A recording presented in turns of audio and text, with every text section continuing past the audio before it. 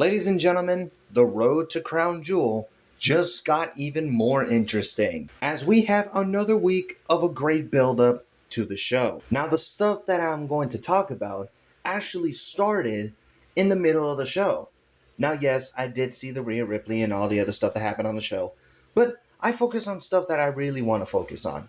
So, if you're new here, then there you go. So it actually starts with a Seth Rollins and Cody Rhodes stare down as they continue to build up their men's Crown Jewel championship match at, you guessed it, Crown Jewel. So Seth Rollins comes out first, and Seth Rollins is in the ring. He's got a microphone, but then he's listening to the crowd singing his song, "Oh." And then after that, you hear CM Punk chants, and then there were also OTC chants. Seth Rollins starts saying, Cody Rhodes has 3 wins. Seth Rollins has 3 losses. But that doesn't bother me because it doesn't matter. Those versions of Cody Rhodes and Seth Rollins are history. Now you have 2 men at the top of this company. The winner will decide 10 to 20 years of this industry. And then the crowd starts chanting for Cody as they do the European chant, Cody Rhodes, Cody, Cody Rhodes, Cody, Cody Rhodes. Seth Rollins continues to speak as he says, I was here when times were tough. I pushed 2 superstars like Bronson Reed and Braun Breaker. I have commanded into this golden era. I've dealt with cancers like Roman Reigns and CM Punk, and yet you guys still chant for Cody. And then after that, Cody Rhodes comes out. Now, this was quite awkward. As Cody Rhodes was coming out, usually he has pyro in his entrance.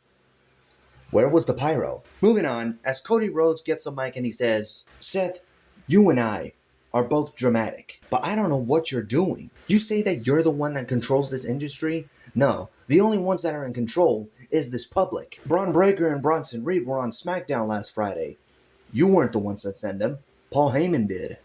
Who actually controls your own group? Seth, were you the one that told Paul Heyman to do the introduction of Brock Lesnar? And Seth Rollins gets a turn and he says, all the decisions are my decision. Now Cody has a turn and he says, Seth, what do you think you and I will be in 20 years? Will we be in gorilla position to be watching the future? At WrestleMania 40, you were my shield.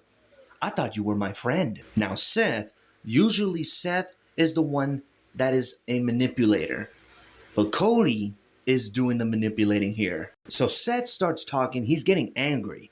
And he says, shut up! I was never your friend. That was necessary for the end. You were the lesser of 2 evils. My goodness, this is incredible. The history between Seth Rollins and Cody Rhodes.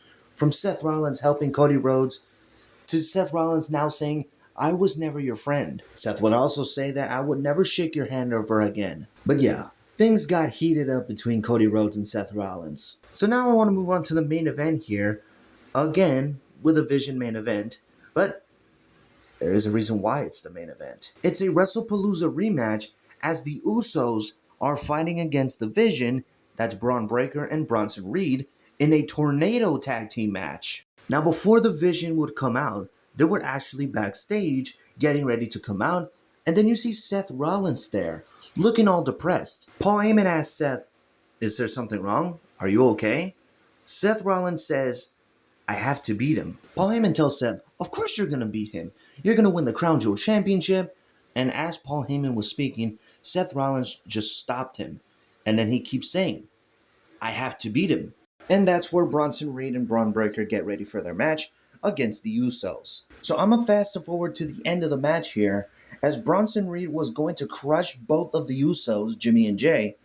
Roman Reigns' music hits, and the crowd goes crazy. Roman Reigns comes out with a chair, attacks Bronson Reed and Braun Breaker, and this gives the Usos an advantage to get the victory, which they did. So after the match, Roman Reigns gets into Jey Uso's face. He starts talking to Jey, and as Roman Reigns is talking to Jey, you see Jimmy Uso in the background kind of worried.